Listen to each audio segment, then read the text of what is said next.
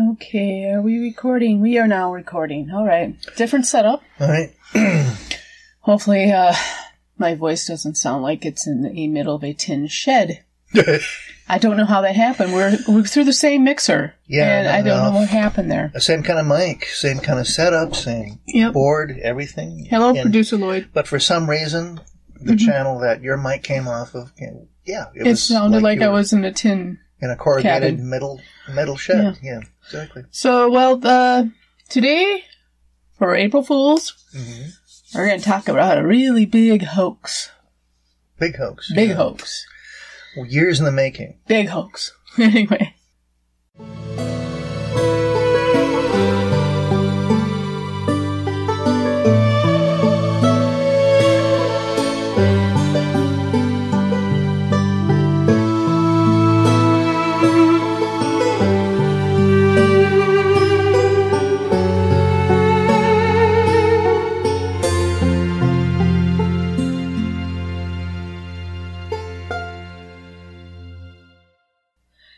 Welcome to Unearthly Upstate. This is Mari.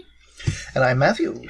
And today we're going to talk about, and I said it early in the introduction, one of the biggest hoaxes ever.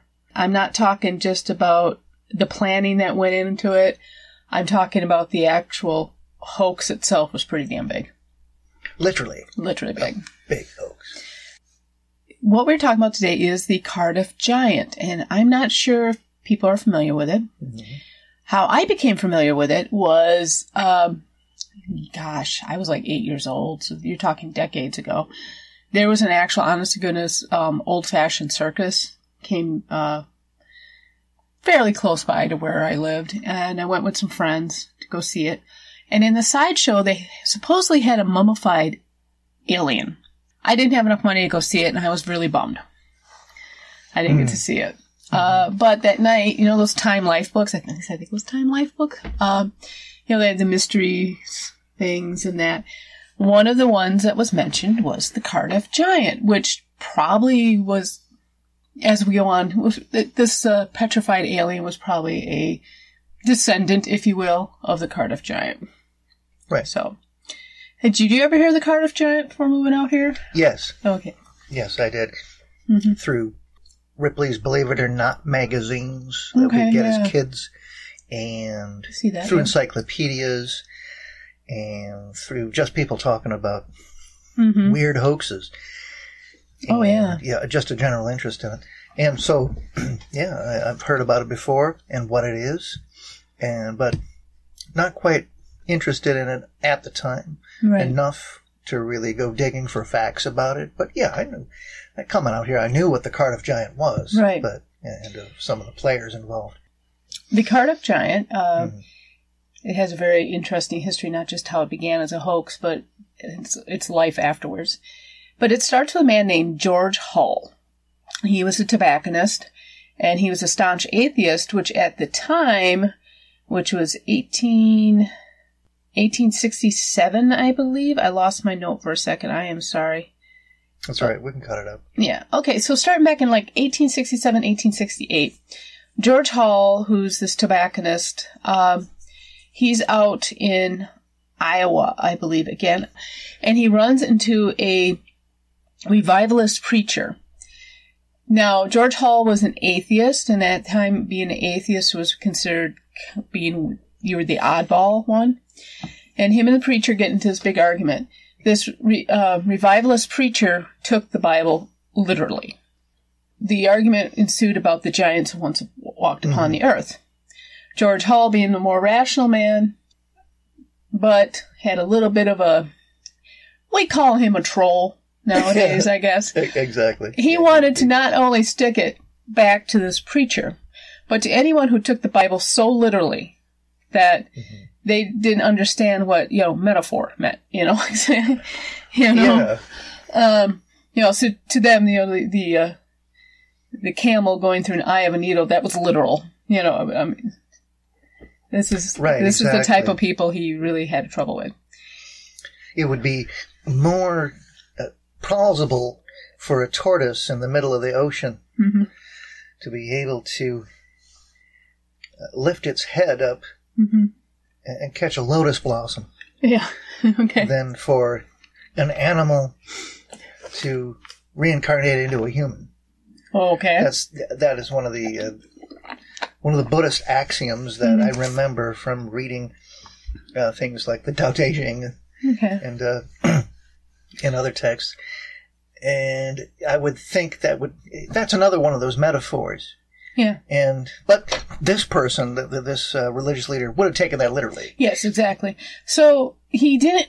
The idea of a petrified person had been kind of popular, like in 1858. This newspaper in California just published a letter claiming that a prospector had been petrified when he was drunk, and like the idea of finding these petrified people was all the rage at this time. Uh-huh. So Hull goes to. I always plays in this a lot, but anyway, Hull gets a 10-foot, 4.5-inch long block of gypsum granite, and he buys it by telling people, I'm going to commission this statue of Abraham Lincoln. And everybody's, that sounds great, whee, good job, and they sell him the block. He takes it to Chicago, where he hires Edward Burghardt, who was a German stonecutter, to carve it in the likeness of a man. Now, Burghardt was put in on this. He was sworn to secrecy. Hull actually modeled for the stonecutter. So the Cardiff giant is modeled after Hull. He actually posed for this. Okay, it's fine. He's got his stone man, right? Well, What do we do with it? Well, he gets a hold of his relative who lived just south of Syracuse in Cardiff, New York. Tells him the plan. Like, we're going to have fun with this, but we're going to make some money on the side, too. So everybody's doing this because they're sworn to secrecy, but they know they can make some money off of this as well. So they go and bury it on his cousin's farm, and William Newell. By this time, Hull had spent nearly $3,000. This is 1868 money. Right. Now, when they buried it, adjust that for inflation. Yeah. When they buried it, they did a really good job of, like, wrapping tree roots around it and everything, but they hid it there. Mm-hmm. They did a really good job of getting this thing to look authentic. Yeah, they like poured acid on it, and they were even going in there with like little small nails or something to make it look like pores on the skin. Mark it for erosion. Yes, and wasn't the gypsum itself a type of material that you would commonly find in the places where you would find fossils? Right. You would find this kind of rock. And so... And this area was known for finding fossils. Now, they probably didn't look at what type of fossils were being found. There's a lot of fossils being found there. So they bury it for a year. And George contacts his cousin and says, hey, it's time to dig up the giant. So Walter hires these two men, Gideon Emmons and Henry Nichols, and asks them to dig a well. And he tells them exactly where to dig the well. This was on October 16th, 1869. They started digging, and one of the men, as they're going down, they hit something with their shovels. Mm-hmm. And one of the men supposedly exclaimed, I declare some old Indians been buried here. Now Newell, he did a good job. People, of course, wanted to come and see what this thing was. First, he was like, I don't want to show it. I want the scientists to come and look at it. But people were insistent. And he's like, okay, fine. I can't be farming anymore. You guys are coming. So, charge you 25 cents a head. And everybody's like, yeah, sure. Here's the money. So he starts raking it in. But then he was getting so many people there, he decides to increase to 50 cents and more people came. Hey, in $1869, that's a lot of money. Yeah. 25 cents, 50 cents. Yeah. That could be a week's wages for some people. And right away, some people were like, this is not for real. This is a hoax. Yale paleontologist Orthel Marsh examined the statue and pointed out it was made of soluble gypsum, which had been buried in a blanket of wet earth for centuries. I was a little off by how long it had been buried there. They're not really taking into account the geology of the area. Well, and it was also, there was other claims where somebody said, a red flag. Okay, it's fake, but it's not because it's a petrified man, it's because it was a statue carved by the Jesuit priests to impress the natives. And like I said, Newell the whole time was like, he was like, you know what, this is getting too crazy. I'm going to rebury it. And people are like, no, we all want to see it. Even though he had scientific people come out and go, this is fake. This is fake, you know. Right. But it caught fire. The nation, I mean, it was national news.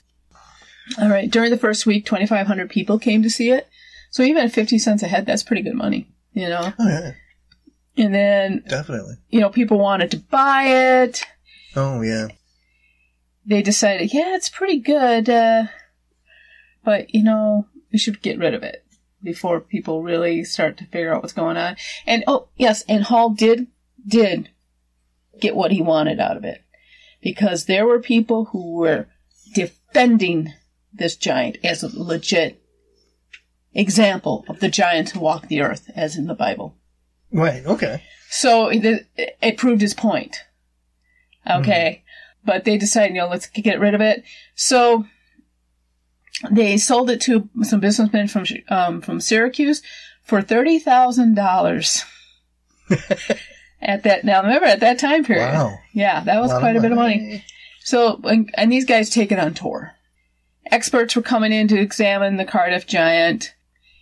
New York State geologist James Hall and Rochester University professor Henry Ward were among many to throw the weight behind the statue theory. Mm-hmm. Hall said the most remarkable object yet brought to our country. The other people, you know, still claimed it was a petrified man. Mm-hmm. Some were suspicious of it, of course. Locals especially, who were outside the year before and saw a strange delivery going to Newell's house. I'm going to read the actual newspaper article. Let's see here. What's interesting is nobody did any follow-up on that statue that he was supposed to do of Lincoln. Yeah. I mean, you wonder if those people, you know, he sold that story to were like, what the heck? I'm going to read some accounts from the newspapers at the time because some of these are just great. So you're listening to me click on a PDF of a newspaper article from the Evening Courier and Republic. This was published in Buffalo, New York on Wednesday, October 26, 1869. So this is fairly right after it was discovered. Cardiff giant, a humbug. To the editors of the Herald, our city of sailing fame has been profoundly agitated over the discovery of a statue or petrification at Cardiff, about 13 miles from the city. The general impression among experts has been that it is the work of either Jesuit or priest or an extinct people. I will say that the anatomical details are quite perfect, and that the general appearance of the statue is well calculated to deceive. I will not go into any of the details regarding the discovery, as your readers are well acquainted with it. It is my object in addressing you to make an exposé of the whole transaction. It is a deeply laid scheme to make money and perpetuate an enormous fraud upon the community. Ever since the discovery of the statue, I have been profoundly impressed by there was a... I'm not repeating that phrase. Was it what? It's a blank in the fence, and I'm not repeating the phrase. Okay. This is a little side. This is when you start reading these old newspapers, and let's just put it this way, racism was very prevalent, so I'm not going to repeat it. I visited the scene of discovery 3 times. Each time I came away impressed more fully with the conviction that the statue is not of an ancient date. It is not lain in place of a discovery any length of time. My proofs are few, simple, and convincing. And first, the locality. The statue was found not more than 2.5 feet below the surface, and a few yards behind Mr. Newell's barn. Now, the ground had been long time used for his garden, spaded, plowed up for years, and a ditch fully as deep as the statue was buried and had been dug obliquely across the very spot where the discovery had been made, the remains of which may still be seen, and it was this wonderful object had escaped discovery. Okay, that's a good point. So, this guy is saying, why didn't they discover it before? When he was, digging up his garden, doing all that stuff. I think that's a good point. Okay, and then he says, I won't go over the details of it, and he goes over the details of it. On my examination on both sides, I discovered a branch of hemlock about 3 inches through the surface of decomposed to a depth of 1/4 of an inch.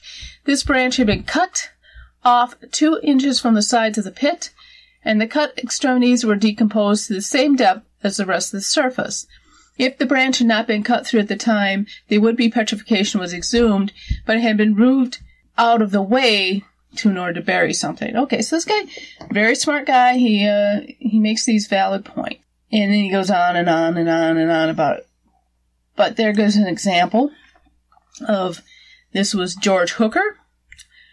And I love how he ends this. He says, I, George Hooker, knowing myself to be near my death, have heard and read to me the above statement, and I agree with the statement already made by me, and I solemnly declare it to be the truth. I have heard the description of the Cardiff giant, and I believe it to be the same statue found lying in the cabin of Jules Garrard at Onondaga. I have a cat chewing on my toe and the sirens outside our door. Okay. Fun times here. Yes. Now, they're talking about we have a witness to this statue found in Jules Garrard's cabin. 1 year ago, about the time of the burning of Jules Garrard's cabin, this is from Thomas Ellis in the same newspaper, a stranger came to the hotel in Tully for a guide to the house of Newell at Lafayette. A wagon and guide were furnished to him, and after traveling on the site of Newell's house, he paid and dismissed the guide, then proceeded on foot. This was the last seen of our mysterious stranger, and then a few days later, some informants say 2 and others 3 days, a wagon containing a large box 11 feet long was observed to be making its way towards Newell's house. Several witnesses are willing to swear it was Newell's team. So this person actually saw the delivery of the statue. And they do mention that again, there were other people who said, no, there something weird was delivered to Newell a year ago. Of course, yes. And all these people put all these connections together. Yeah. You know, sometime after. Not that far after. Yeah, and the statue's installation. Yeah. Into the soil. Mm-hmm. And so, yeah, and which begs the question: where's the people who that Hull bought the gypsum from to make the giant? Where are they saying, "Hey, where's our statue of Lincoln?" Exactly. You owe us a statue of Lincoln. Oh, there were other great theories too. My favorite one, I'll just paraphrase it. They're talking about, how did this giant become so big? Uh-huh. And it's a wonderful story about this little boy, before he died, was going to school and got his feet all covered in manure and ended up sprouting up till he was 10 feet tall. Ate all the food in the house, but his poor parents could not afford to keep him the rate he was eating, and he died of starvation. Wow. Now that's a fanciful story. Yeah, that's really far-fetched. Growing up on the farm, how many times did you get cow manure on your... Yeah, I know. Just... Oh, heck, I don't want to run out there, get that, whatever it is I forgot, in the car. I'm just going to, I'm going to just run out there in my bare feet, go get it. Get right into the paddock. Yep. Squish. Squish. Or some other such, scenario. Yep. And you wind up with, cow poop on your feet. Yep. Somehow. But you don't shoot up 9 feet. But then, it doesn't... And getting his feet covered in it. Yeah. Goodness sakes. What was he doing, playing in it?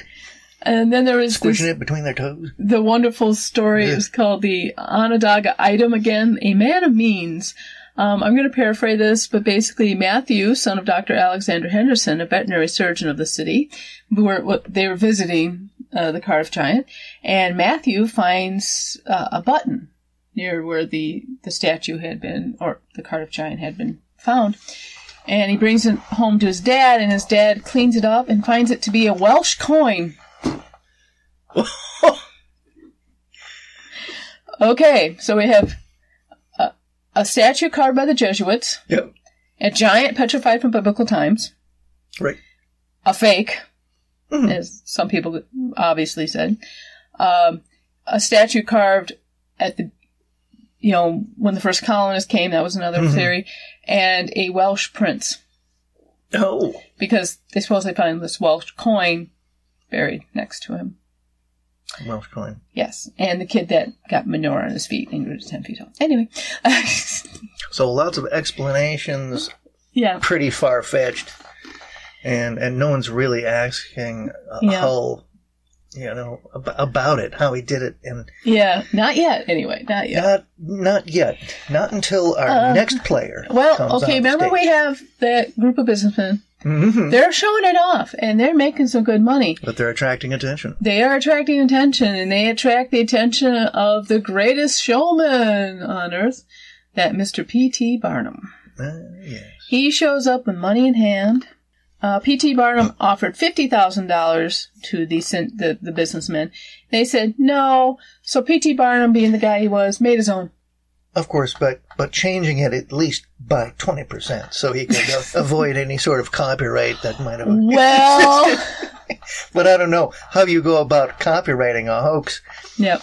But that all comes into play later on. Yes, it does. Mm-hmm. So we have the original fake, the Cardiff Giant, and then we have a fake of the fake, P.T. Barnum's Cardiff Giant. So we have two of them out there, and they're both vying for things. But this is at the end of October. Just over a month later, December 10th, Hall confesses... Wait, let's see. First there was the lawsuit. I'm sorry, I got back up. There was a lawsuit. I'm trying to find the notes I have on that. Hold on one second.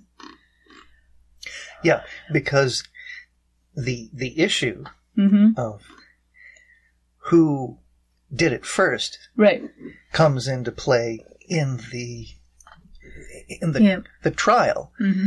In the trial where Hull accuses P.T. Barnum of stealing his work. No, P.T. Barnum was he was claiming it was a genuine one, and the businessmen went, no, we have the genuine one. And to top it all off, the guy that P.T. Barnum had hired to make his fake decided, hey, this was pretty easy to make. He made like 6 more. Oh my. So now we have a fake, P.T. Barnum's fake, and 6 more fakes. So we have 7 Cardiff Giants out there right now, floating around. So which Cardiff Giant do they have in the museum? We'll get to that, but we'll get to that. All right. So we got all these giants floating around. P.T. Barnum and the businessmen go to court, and the judge basically says, unless one of those giants stands up and says that they're the genuine article, you can't claim to be a genuine example of anything that's a fake. So you can't sue someone else over copying of a fake. That's fake to begin with. Exactly. And that was the judge's point. And also... before he handily threw the case out of court. And then in January, Hall tells the whole story to the newspapers. Okay. You'd think that'd be the end of it. No, I mean, people still wanted to see it. Now, people are seeing it because it is a fake, and it's been exposed as a fake, but people still want to see it. Great roadside attraction there. You know, like in Arizona, you got the Thing. Yeah. Now, the actual Thing is not fake. I don't believe it is. I think it really is a mummy. But the whole point of going to the Thing is, and you can find pictures of it online. It's not like they hide what it is. Now, was this the man who was hung and then passed around all the haunted houses? No, that was a different one. This is a different one. This one actually looks like it's a South American mummy, if you ever see pictures of it. Oh, okay. Like Aztec? I couldn't tell you which one, but it definitely is not Egyptian. Mesoamerican. It probably is some poor guy who fell off his horse or something, or died in the desert and was found years later. Well, that all brings to mind what an experience I had while out in Colorado when I was visiting relatives of the family out there back in the late 70s. Got to go to Mesa Verde in Colorado. Right. And I got to view behind glass. There was the mummified remains of a girl who had fallen into a mudslide. And if you've ever been to Mesa Verde, you know, it's a an adobe-like structure under a cantilevered cliff face. Right. And you got to take a long drive up this narrow road just to get it to it. But anyway, that all aside, this thing was terrifying. Mm-hmm. I mean, the flesh was drawn back from the teeth. The eyes were weird and the skin was all leathery and everything. And, right. And the archaeologists and the anthropologists, the anthropologists, who does this kind of thing? Archaeologists study the materials and, mm-hmm. the things we make and live in. Anthropologists do the bodies. Right, exactly. Well, this team of scientists mm-hmm. who studied Mesa Verde had discovered that this girl had died fleeing a rival tribe. Oh my gosh. And she got caught in the mudslide and was buried in it. Oh, wow. And that's how her body became preserved. And they dug her out and she was on display, and it was really creepy. Anyway, well, okay, so go back to the thing, mm-hmm. right? Like I said, they don't hide what it is. Right. But the whole point of stopping in and seeing the thing is the event leading up to seeing the thing.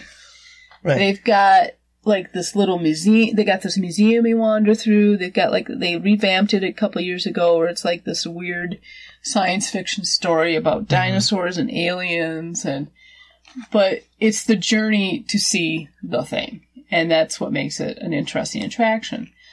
Fiji mermaids, another good example. Those are obviously fake. They're a taxidermist joke. But people still want to see them, knowing fully well they're taxidermist joke. The upper torso of a monkey, specific monkey. Yeah, spider monkey. Spider monkey, right, exactly. Attached to your choice of fish. Or it's a stingray. Right. Or it's a stingray formed into it. Depending on which type of Fiji mermaid you're looking at. Then you have the, what are they called? The waffle. I can't think of the German name for it, but it's like the jackalope. Only theirs have wings. They have pheasant wings. They're rabbits with pheasant wings and antlers, and mm-hmm. we have the jackrabbits with the antlers, the jackalopes. And then there's another thing, which I forget the name of it, but it's a deer butt made into another creature. So these taxidermist jokes are, very well known. People will seek them out. Mm-hmm. And I think right now the in thing with taxidermists is mice and rats posed as... Yeah, mice and rats, and they're posed like little action figures. So you have one of them rowing a rowboat and the other one sitting there with a parasol. It's just... A more humane way to do that was the person who did the Battle of Gettysburg with cats. But they were... Clay cats. Clay cats. Yeah. No. Well, these rats and mice are usually donated to the taxidermists, after somebody's pet dies, and they make little vignettes out of them. Mm-hmm. That seems to be the popular thing now. I see a lot of those. Oh, wow. Anyway, go back to the Cardiff Giant. So even if by, still a year later, there were people defending it, saying, oh no, George Hall made up the whole thing about it being fake, and it's really, it proves the Bible is right. And then you get that German stonecutter who decided he wanted his claim of fame, so he... the guy who did the original statue. Right. He also confessed to it as well. But by 1880, it died down. But still, for a while there, it was, even after it was proven to be a hoax, it was still pretty popular. Oh, gosh. From 1869 to 1880, you got a good 11 years, a good 11-year run. Oh, yeah, for a hoax. That's pretty good. And of course, the German stone coming and getting his licks in before he loses relevance with all the other fakes floating around. Right, exactly. Absolutely. Mm-hmm. Yeah, you want to get that in there before you get lost in the shuffle. Right, and then it disappears for a while, ends up in a storage room in Massachusetts. Of all places. The publisher of Look magazine bought it at one point and used it as a coffee table. Well, when you're the publisher of Look magazine, you can afford to have a Cardiff Giant as a coffee table, along with all the other various objets d'art around this place. Yep. I've heard that. I heard you tell me that he's got this other collection that went with it, right? Right. Yeah, he had a bunch of other stuff with it too. He had his whole room where it was in had posters of the Cardiff Giant and stuff. So it wasn't just he was using it as a memorabilia from the hoax. Yeah, it wasn't just he was using it as a coffee table. It was just, Right. But then... He was a fan of it. Oh, yeah, he was definitely a fan of it. In 1948, the New York State Historical Society got a hold of the giant, and it was the original at this point. They still were able to prove it was the original fake dug up in Newell's farm. And they installed it in the new Farmers Museum in Cooperstown. And it is still there today. It is in one of the barn displays, and it's the original. How can they tell? What marks the original Cardiff Giant and sets it apart from all the other fakes so that you know you've got the Cardiff Giant? I don't know, but, there is a such thing called the Providence. Mm-hmm. Provence, I think it's called. And, they could easily look that up, to find out, what was going on with it. I'm trying to find, I think the other one is at a P.T. Barnum museum. Let me just see if I can find it. The one that P.T. Barnum made, boy, we have to cut a bunch out there, so let me start over again. The one that P.T. Barnum had made, the original one he had made, not the 6 that were made afterwards, is owned by the owner of Marvin's Marvelous Mechanical Museum in Michigan, Farmington Hills, Michigan. And he said he's pretty sure his is Barnum's. So the one in Cooperstown is the legit one. Mm-hmm. The one in Michigan is Barnum's.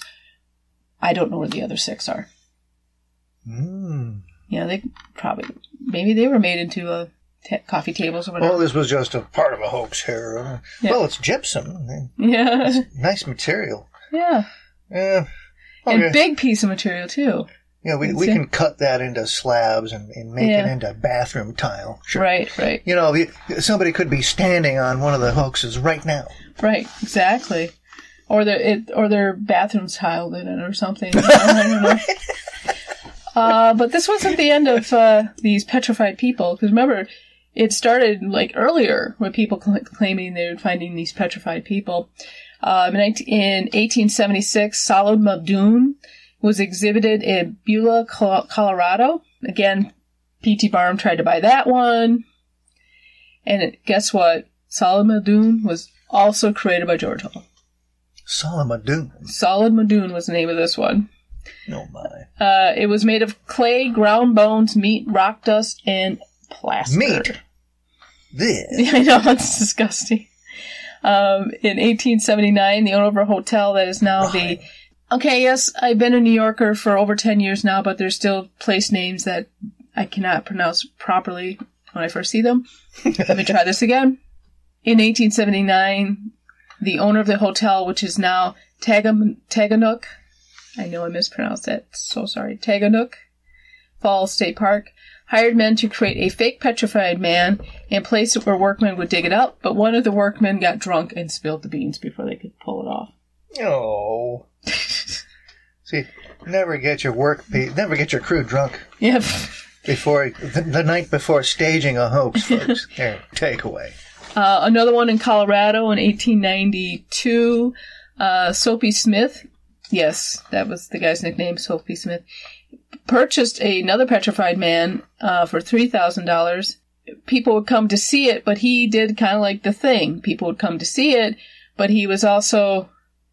He had shell games going, he had food going, he made a big carnival thing, and he actually made more money out of this stuff around the body, around the petrified body. But in his case, his was not a statue, it was a preserved human, Yeah. And by the name of McGinty. McGinty? Was that the name of the body? That's what they called it, McGinty. Oh, wow. So that's interesting that this was probably the only true petrified man of all of them. And then there was in 1897 a petrified man was found downriver from Fort Benton, Montana. People claimed it was the remains of the former governor and Civil War General Thomas Francis Meagher. Mm-hmm. And it was displayed too. I'm not sure if that was legitimately real or not. That would be a more interesting one to find out. So that would be an interesting one to find out about. Yeah. So now a little bit more. A nice homework assignment for you, podcasters. So how was that for a hoax? I mean, he wanted to get to that argument in 1867, with that revivalist preacher. Very short, just a couple years after the end of the American Civil War. Right. Next year, builds that statue. Gets a bunch of people in on it with him. They made a pretty penny. I mean, they did what they set out to do. They fooled a bunch of people and made money. Well, this is the time of the burned over district. Right. Yeah. When religious revival was reaching another peak, and people were really fired up about Jesus. Yep. And and anybody came along to challenge that. Right. Was pretty unpopular. So, yeah, I could see why he said, well, screw you. Yeah, and some people think he was George Hall. I've heard him described as he was just a businessman who was just perturbed. That guy ticked him off. Other people have described him as, no, he was a bit of a shyster to begin with. And knew how to pull off a good hoax. And knew how to pull off a good hoax. And make money off of it, too. Yeah. That was Say what you want about Hall. He really could pull off a good hoax. Yeah. And, and make money. And, yeah. So there it is. I mean, as we say, it's one of the biggest hoaxes. I mean, 10 feet tall. You can't say the thing was small. Very well known. Not a small hoax. And it went on for years. And drew a lot of celebrities to it. Yeah. Including Mr. Suckers Born Every Minute, P.T. Barnum, telling you, when you attract that kind of attention, back in the day, you've hit the big time. You have, yes. But I think it was a good example of, there are some great roadside attractions out there. You're getting swindled, but they're so much fun. Yeah.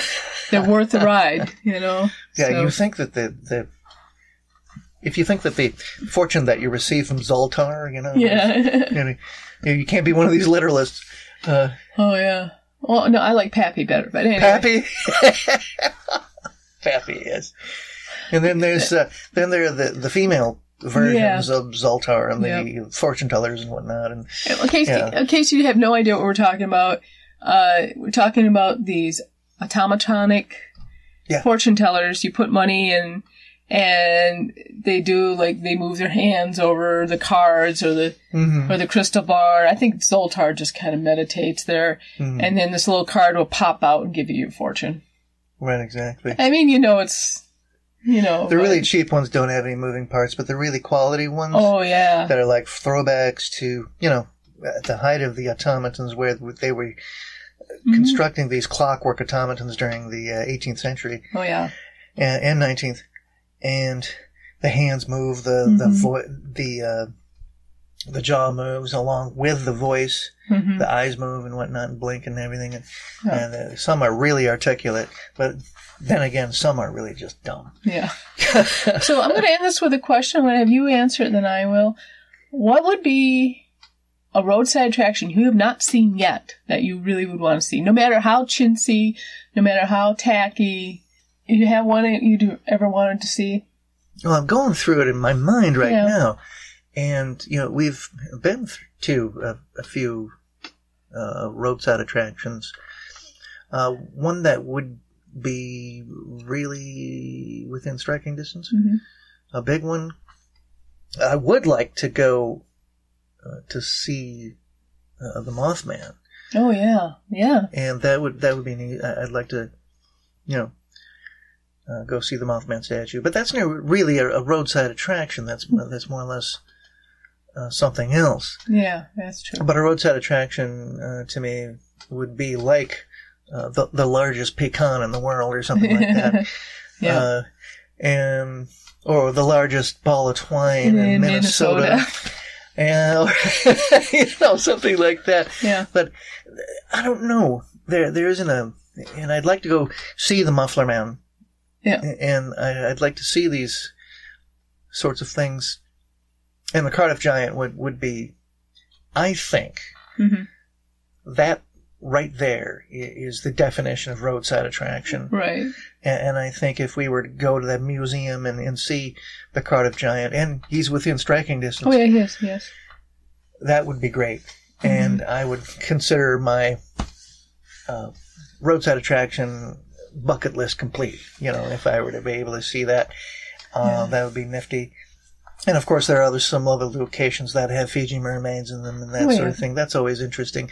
And shops, curiosity shops, dotted along the landscape that, have purportedly really, things like monkey's paws. Right. Things like that.